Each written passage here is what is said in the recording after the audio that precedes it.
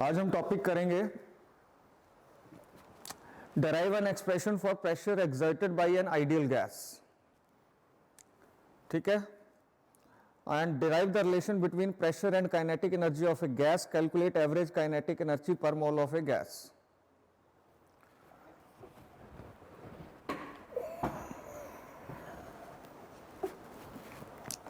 Clear है? Hence calculate the average kinetic energy per mole of a gas. तो हम क्या करेंगे, एक वेसल ले लेंगे और जिसका वॉल्यूम कितना होगा V. एक वेसल ले लिया जिसका वॉल्यूम कितना होगा V, और उसमें क्या रहेगी, उसमें फिल कर देंगे हम कोई गैस, उसके अंदर फिल कर देंगे हम कोई गैस. मान लेते हैं कि स्मॉल n जो है it is number of molecule पर यूनिट वॉल्यूम ऑफ गैस, कि एक यूनिट वॉल्यूम जो है उसके अंदर n मॉलिक्यूल्स हैं, स्मॉल n मॉलिक्यूल्स हैं, कितने में, 1 यूनिट वॉल्यूम के अंदर. ठीक है, और साथ में मान लेते हैं कि हर मॉलिक्यूल जो है उसका मास कितना है,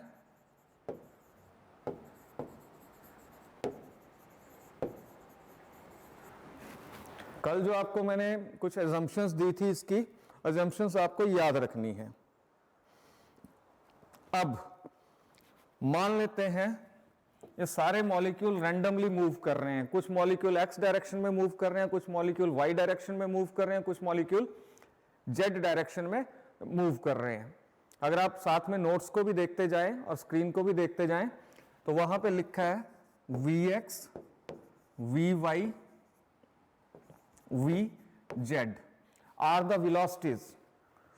Vx, Vy and Vz are the component of velocity in किन किन डायरेक्शन में, x, y, z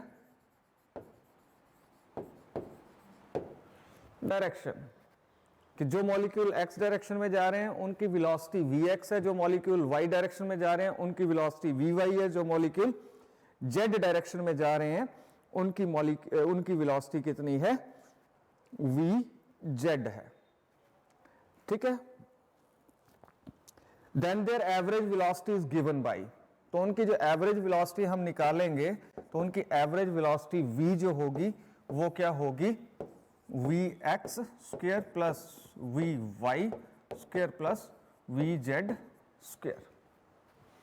हम ऑलरेडी इस तरह की चीजें कर चुके हैं. तो यहां से हम स्क्वेयरिंग, अगर स्क्वेयरिंग करते दोनों तरफ तो इधर से रूट हट जाएगा, तो इधर क्या आ जाएगा, v square is equal to vx square plus vy square plus vz square. हमारे पास ये आ जाएगा, इसको हम ले लेंगे इक्वेशन नंबर 1. साथ साथ अगर आप लिखते जाएं करते जाएं तो ज्यादा बेटर होगा कि अगर उनकी वेलोसिटी थ्योरी आप नोट से देख लें और साथ साथ लिखते जाएं ताकि मैथमेटिकली आपको आ जाए. अब change in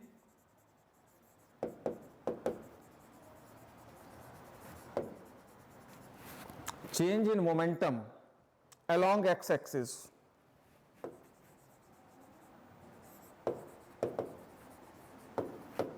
it is, momentum क्या होता है, मास इनटू वेलोसिटी. पर x एक्सिस के मास तो सेम रहेगा पर वेलोसिटी x एक्सिस के अलोंग क्या है, mvx.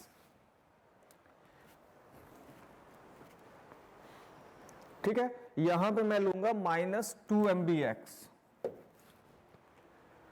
x डायरेक्शन दोनों तरफ होगी ना, पॉजिटिव भी और नेगेटिव भी, तो इसलिए हम क्या करेंगे, यहां पे लेंगे -2mvx. और माइनस क्यों आएगा मैं आपको बाद में बताता हूं. Number of molecule hitting area A in time delta t. ठीक है, गैस तो हमने किसी कंटेनर में ली होगी. ठीक है, उस कंटेनर का कोई एरिया भी होगा, बॉक्स ही होगा ना, कंटेनर कैसा होगा, एक बॉक्स होगा, उसका कुछ ना कुछ एरिया भी होगा. ठीक है, उसका कुछ ना कुछ एरिया भी होगा, कितने एरिया को हिट करती है इन टाइम डेल्टा टी, कितने एरिया को हिट करती है। ठीक है, तो number of molecule hitting area A in time delta T,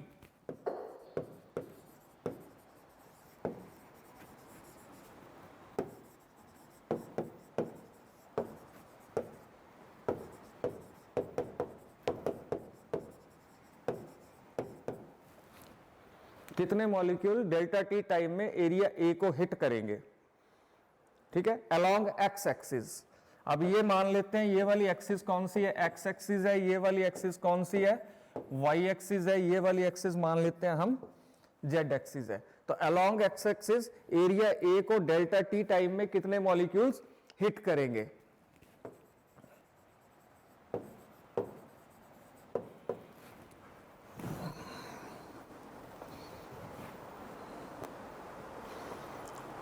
ठीक है,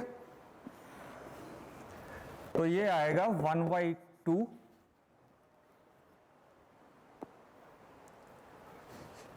नंबर ऑफ मॉलिक्यूल पर यूनिट वॉल्यूम, वो एरिया ए, और जा रहे हैं जो एक्स डायरेक्शन में विद वेलोसिटी v। ठीक है, कितने टाइम में हिट कर रहे हैं, डेल्टा टी टाइम में हिट कर रहे हैं। तो ये चीजें आपको थोड़ा ध्यान में रखना पड़ेगा। तो 1/2 हम क्या बोल रहे हैं, नंबर ऑफ मॉलिक्यूल जो इस एरिया ए को हिट कर रहे हैं, जो एक्स डायरेक्शन में जा रहे हैं, जो एरिया ए को हिट कर रहे हैं, वो कितने होंगे, 1/2 NA VX डेल्टा टी। ठीक है, अब क्या है, अब जो मेन चीज आ रही है वो क्या है, ध्यान से देखिए कि total change in momentum of all molecules in time delta T, total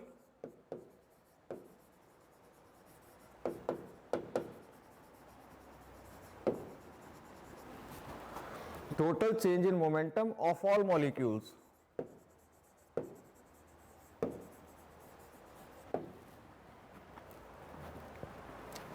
in delta in time,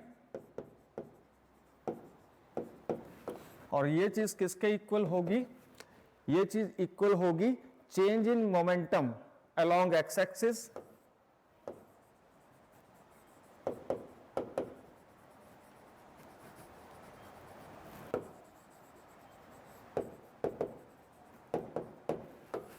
along x-axis into number of molecule hitting area A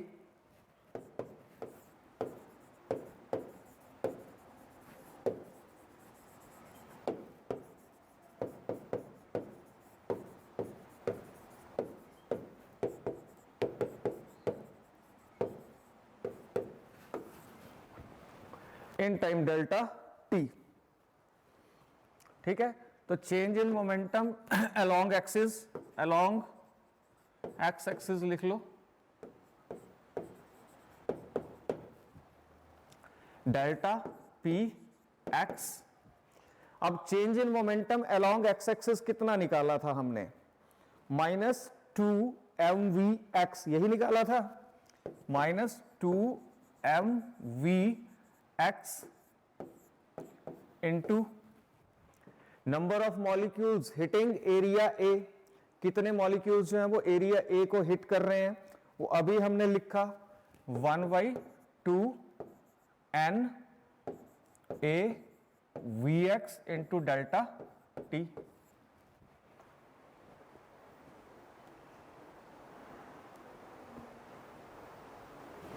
ठीक है, इस 2 से ये 2 कट जाएगा, मल्टीप्लाई हो रहे हैं, तो हमारे पास डेल्टा पी एक्स क्या आएगा, -n लिख लेते हैं पहले, उसके बाद a लिख लेते हैं, उसके बाद m लिख लेते हैं, फिर vx, एक ये है तो vx स्क्वायर आ जाएगा और साथ में क्या आएगा, डेल्टा t।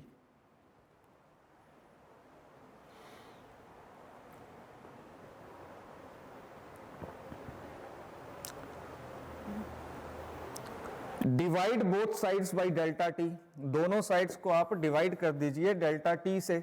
तो मैं इसी में कर रहा हूं, डेल्टा टी से मैंने डिवाइड कर दिया, इधर भी मैंने डेल्टा टी से डिवाइड कर दिया, ये तो कट गया।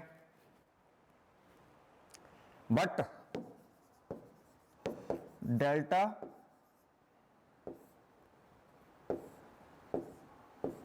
P x upon delta T क्या होता है, force in X direction. Force क्या होती है, rate of change of momentum. Force क्या होती थी, आप एफ लिखते थे न्यूटन सेकंड लॉ से, डीपी अपॉन डी। यहां पे delta P x upon delta T है, तो ये एक्स डायरेक्शन में लगने वाली फोर्स होगी जो गैस मॉलिक्यूल एरिया ए के ऊपर एग्जर्ट करेंगे। एरिया ए के ऊपर जो गैस मॉलिक्यूल्स जो फोर्स लगाएंगे वो क्या होगी, delta P x upon delta T, जिसको हम क्या नाम देंगे, जिसको हम नाम देंगे एफ एक्स। तो यहां पे सब्स्टिट्यूट कर दो, तो एफ एक्स हमने यही निकालना था, प्रेशर। ठीक है, तो फोर्स अपॉन एरिया कर देंगे तो हमने फोर्स निकाल ली, प्रेशर निकालने के लिए हम फोर्स अपॉन एरिया कर देंगे तो हमारे पास क्या आ जाएगा, प्रेशर आ जाएगा। तो यहां पे क्या है, -2 कट गया हमारा, 2 नहीं आएगा। ठीक है, एन एम ए और साथ में क्या था, वी एक्स स्क्वायर था, यही बचा था ना, पीछे देखिए आप। और साथ में माइनस है N M A V X square, क्योंकि डेल्टा टी से डेल्टा टी कट चुका है।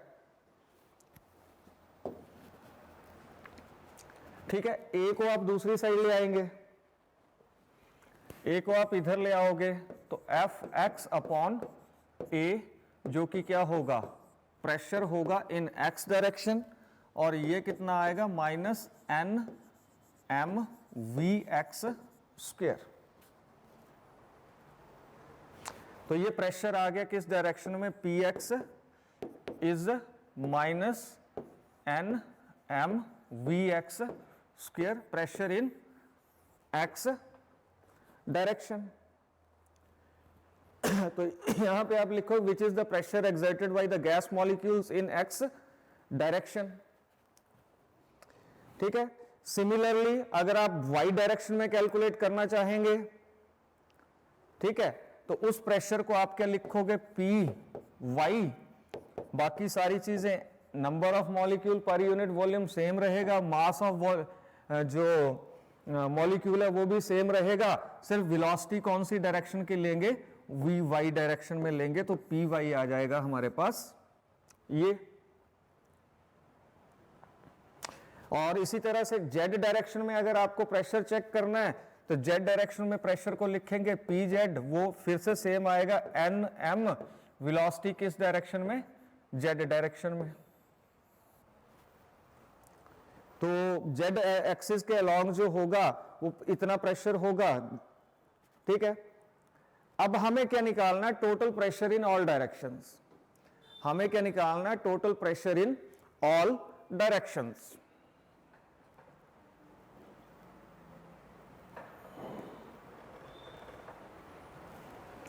कि सारी डायरेक्शन में कितना है, तो हम इन तीनों प्रेशर्स का जो है मीन निकाल लेंगे।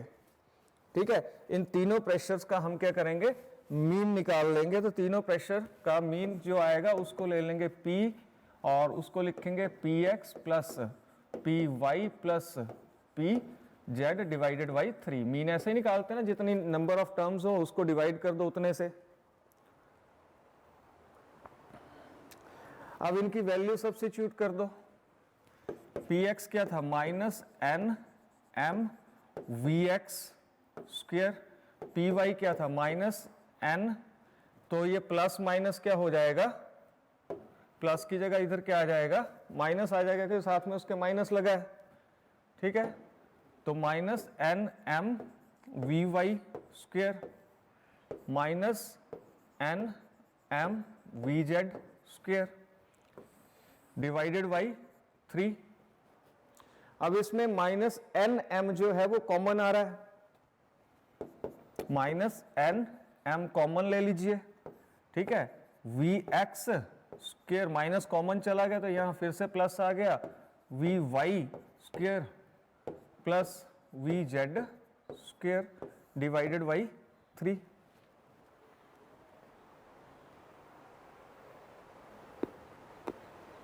ठीक है, और हमने स्टार्टिंग में किया था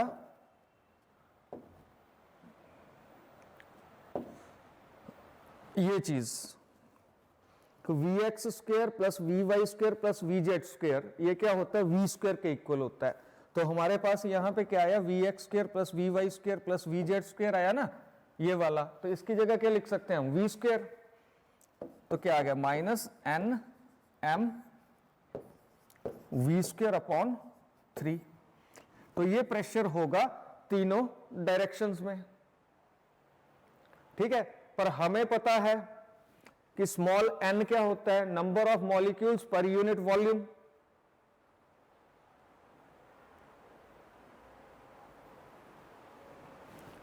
number of molecules per unit volume, but n is number of molecules per unit volume. शुरू में मैंने लिखवाया ना, n is the number of molecule पर unit volume of the gas. ठीक है, वहां से मैं ये चीज लिख रहा हूं, तो n स्मॉल n की जगह कैपिटल N अपॉन V लिख दोगे, तो P क्या आ गया,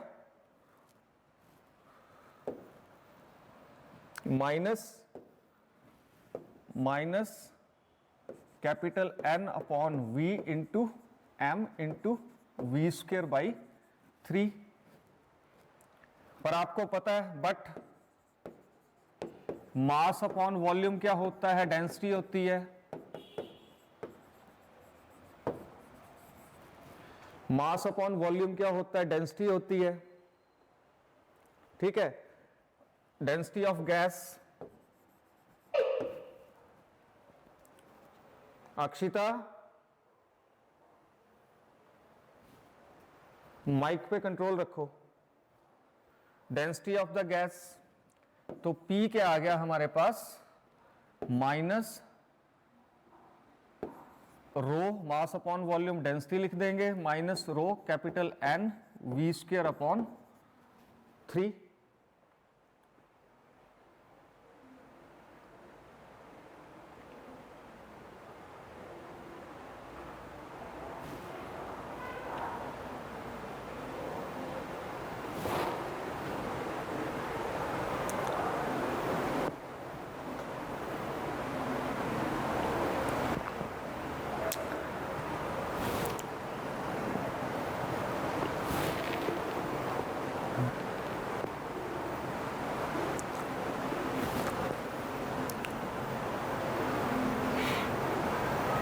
रुकिए, यहां पे थोड़ी सी मिस्टेक हो गई।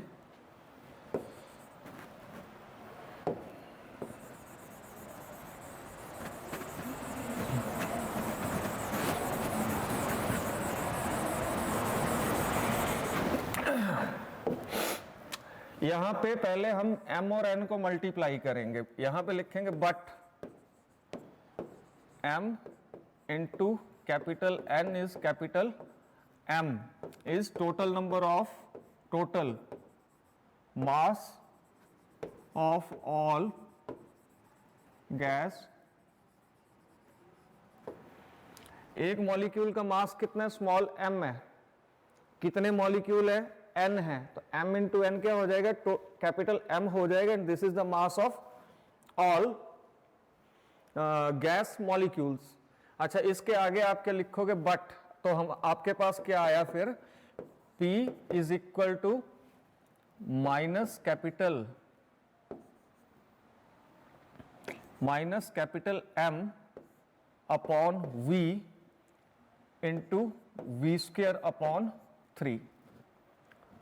साथ में आप लिख दोगे but capital M upon V is equal to rho and which is density of gas.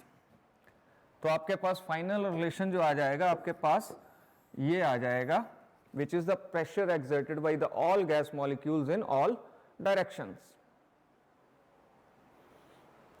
ठीक है, आप इसका मैग्नीट्यूड ले लो। आगे आप लिखेंगे टेकिंग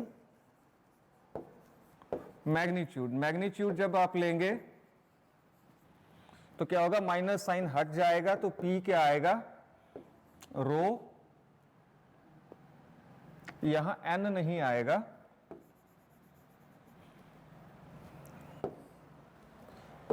रो V स्क्वायर अपॉन 3। अब इसको आप क्या करिए, हमें काइनेटिक एनर्जी निकालनी है।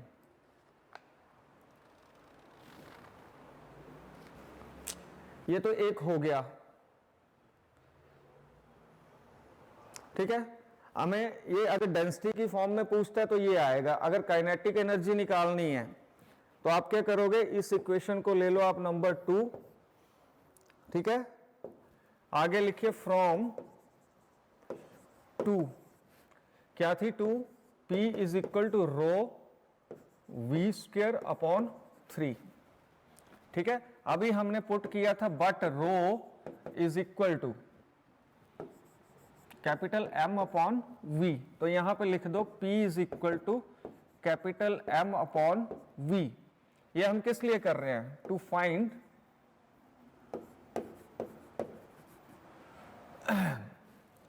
The kinetic energy.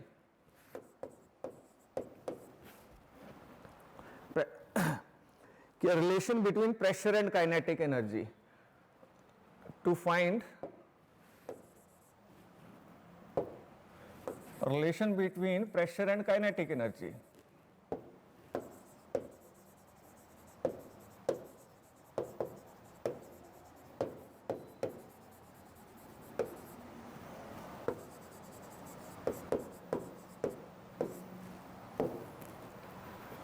ठीक है, जो सेकंड क्वेश्चन है वहां, उसके लिए हम यहां से चलेंगे, M अपॉन V, ठीक है, साथ में क्या है V स्क्वायर अपॉन 3।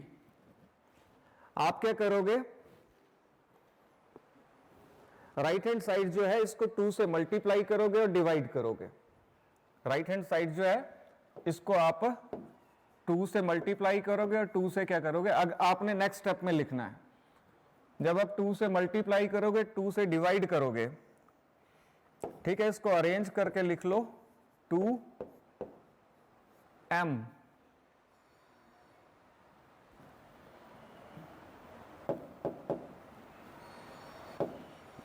इसको अरेंज करके लिख लो 2, ठीक है, अपॉन 3, ये वाला इनटू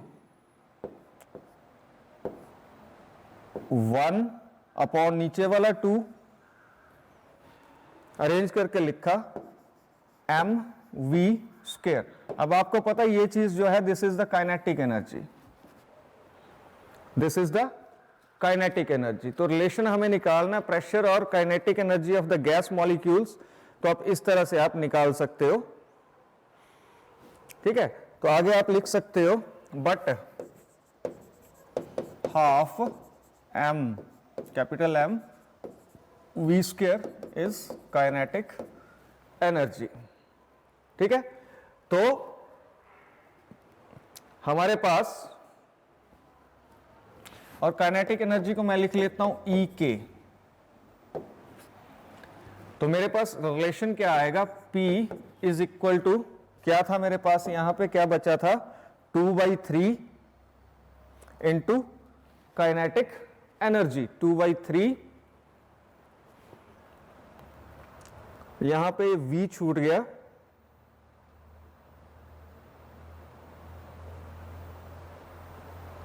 यहां पे लिख देता हूं 1/V, 2/3 V into kinetic energy. So this is the relation between pressure and kinetic energy exerted by the gas molecules, ठीक है, and this is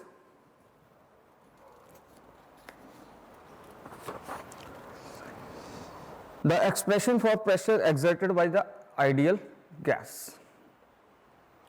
जो फर्स्ट पार्ट है जिसमें क्वेश्चन में क्या पूछा, pressure exerted by the ideal gas, तो आप वो पार्ट करोगे और रिलेशन बिटवीन तब भी आप यहां तक चलोगे। और ये सारी चीजें कर रहे हैं 1 मोल ऑफ एक गैस के लिए।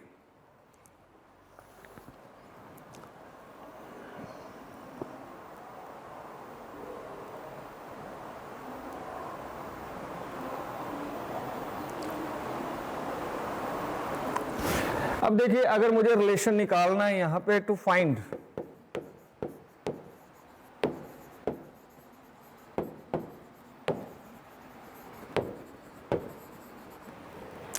Temperature and kinetic energy of gas molecules, तो उसको कुछ नहीं करना, इसी इक्वेशन से आप कर सकते हो।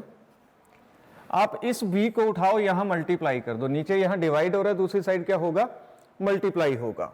तो क्या आ जाएगा, PV is equal to 2/3 EK।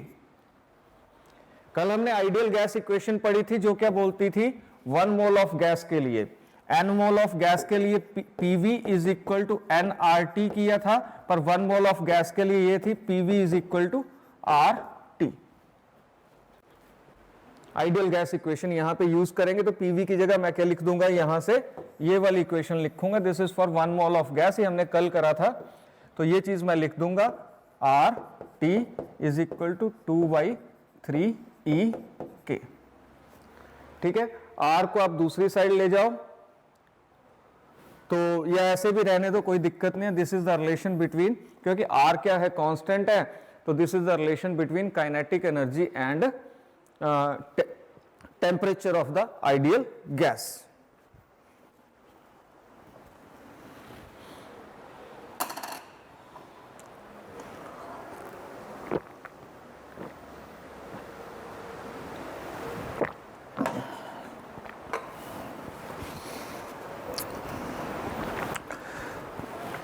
ठीक है, बोलते एवरेज काइनेटिक एनर्जी और प्रेशर के बीच में रिलेशन निकालिए, मीन काइनेटिक एनर्जी और प्रेशर के बीच में रिलेशन निकालिए।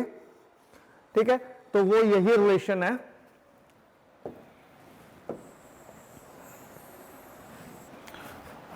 यही रिलेशन है जो अगला क्वेश्चन इसमें दिया हुआ है कि give the relation between pressure and mean kinetic energy of A gas. तो इसको डिपेंड करता है आपको कितने क्वेश्चन, कितने मार्क्स का क्वेश्चन आता है। अगर 1 या 2 मार्क्स का क्वेश्चन आता है तो आपने यहां से स्टार्ट करना है, इसको यहां से। अगर 4 मार्क्स का आता है क्वेश्चन तो आपको पीछे स्टार्टिंग से स्टार्ट करना है। क्लियर है? अगर this is only for 2 marks, ठीक है। अगर 4 मार्क्स का क्वेश्चन आता है तो आप स्टार्टिंग से चलोगे, यहां से 4 मार्क्स का क्वेश्चन स्टार्टिंग से चलोगे।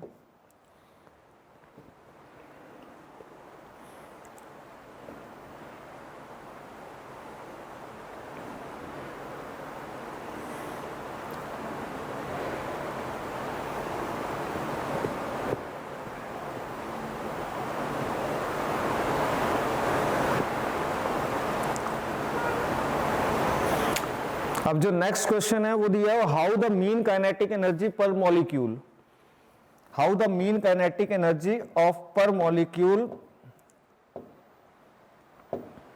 is related with the temperature, is related with the temperature।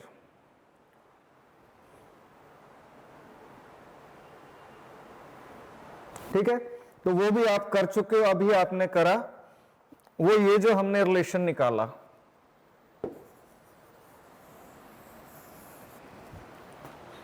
ये जो हमने रिलेशन निकाला, तो आप यहां से स्टार्ट करोगे, यहां से स्टार्ट करोगे, ये relation between average kinetic energy with the temperature. तो हमने एक ई के जो निकाली दैट इज एवरेज, क्योंकि इसमें v जो है वो वेलोसिटी की एवरेज आ रही है, तो काइनेटिक एनर्जी भी क्या हुई, एवरेज काइनेटिक एनर्जी हुई। तो ये रिलेशन जो है ये नेक्स्ट क्वेश्चन का आंसर है।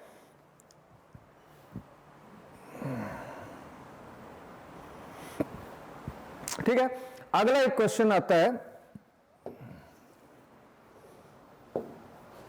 अगला एक क्वेश्चन आता है कि all molecule motion ceases ceases का मतलब रुक जाते हैं। All molecular motion ceases during at 0 kelvin, कि जब टेम्परेचर 0 केल्विन हो, ठीक है, 0 केल्विन हो, ओके नहीं है ये, दिस इज 0 केल्विन, या ऐसे लिख लो, ओके पढ़ते रहोगे। जब मोशन जो है, कोई सारे मॉलिक्यूलर मोशन यानी मॉलिक्यूल्स के मोशन रुक जाते हैं जब टेम्परेचर कितना होता है, 0 केल्विन होता है। तो हमें यह पता है इस रिलेशन से कि R T is equal to, अभी हमने निकाला R T is equal to 2/3 E K, 2/3 E के। तो ई के क्या था, हाफ एम वी स्क्वायर, 2 से 2 काट दो तो ये क्या आ गया, 1/3 M V square R T. ठीक है, टी क्या है, अब आर क्या, R is a constant, R is constant, तो ये तो फिक्स ही रहेगा। ठीक है, 3v क्या है, कांस्टेंट है, 3v क्या है, कांस्टेंट है। मास भी क्या है, मॉलिक्यूल ऑफ गैस का मास भी क्या होगा, कांस्टेंट होगा। ये तीन चीजें कांस्टेंट है। तो यहां से क्या आता है कि T is directly proportional to v square. अगर बोलता है कि T if capital T is, ये लिख लो भाई, ये आपके नोट्स में नहीं है, डिफरेंट है सारा। अगर T 0 हो जाएगा तो क्या होगा, V उसके डायरेक्टली प्रोपोर्शनल है, तो which implies V is also 0, V square 0 होगा, तो हम बोल सकते हैं VV क्या होगा, 0 होगा। मतलब वेलोसिटी ऑफ गैस मॉलिक्यूल 0 हो जाएगी, मतलब मॉलिक्यूल बिल्कुल भी मूव नहीं करेंगे। कितने टेम्परेचर पे, 0 केल्विन टेम्परेचर पे। स्मृति 3302 उनकी वेलोसिटी क्या हो जाएगी, 0 हो जाएगी एट 0 केल्विन।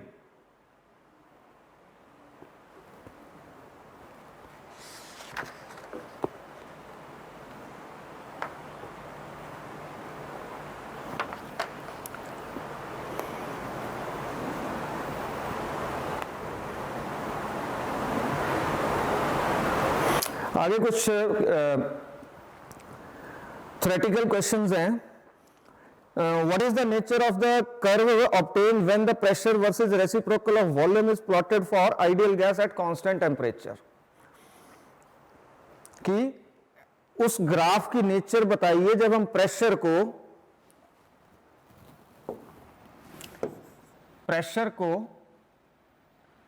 प्रेशर और वॉल्यूम के रेसिप्रोकल के बीच में अगर हम ग्राफ बनाते हैं तो वो ग्राफ कैसा होगा। उस कर्व की नेचर बताइए, तो वो ग्राफ कुछ ऐसा होगा।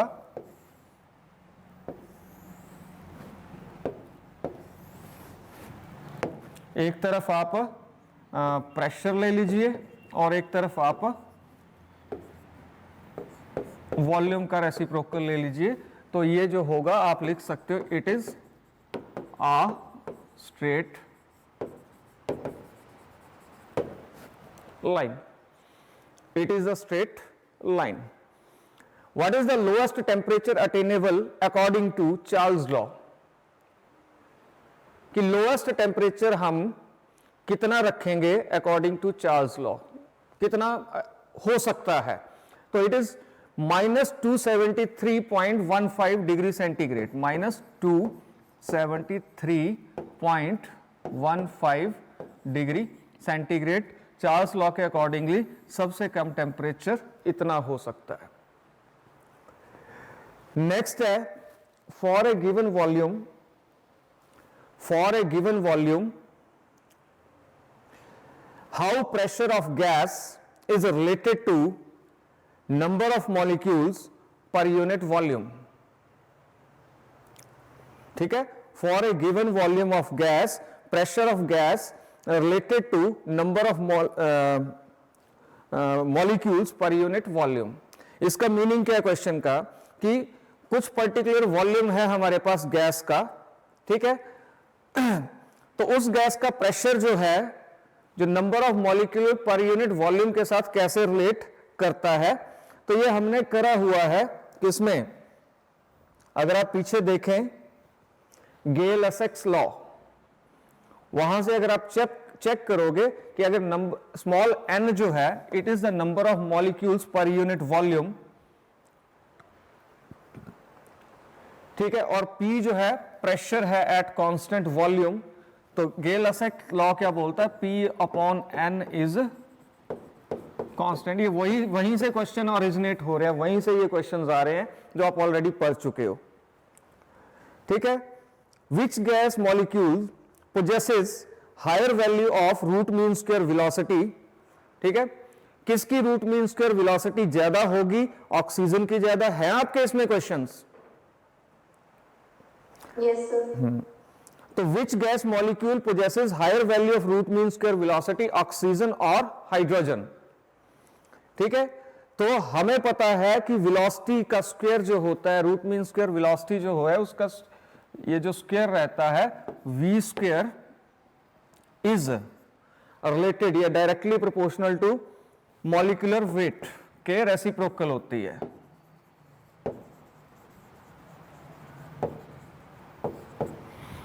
मॉलिक्यूलर वेट के रेसिप्रोकल होती है, ठीक है। अब हमें देखना होगा कि मॉलिक्यूलर वेट हाइड्रोजन का कितना होता है और ऑक्सीजन का कितना होता है। तो हाइड्रोजन का मॉलिक्यूलर वेट होता है 2 और ऑक्सीजन का मॉलिक्यूलर वेट होता है 32।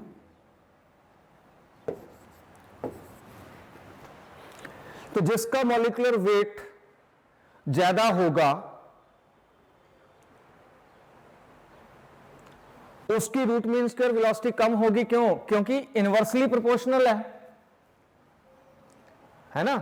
तो जिसका ये ज्यादा होगा उसकी वेलोसिटी क्या होगी? कम होगी।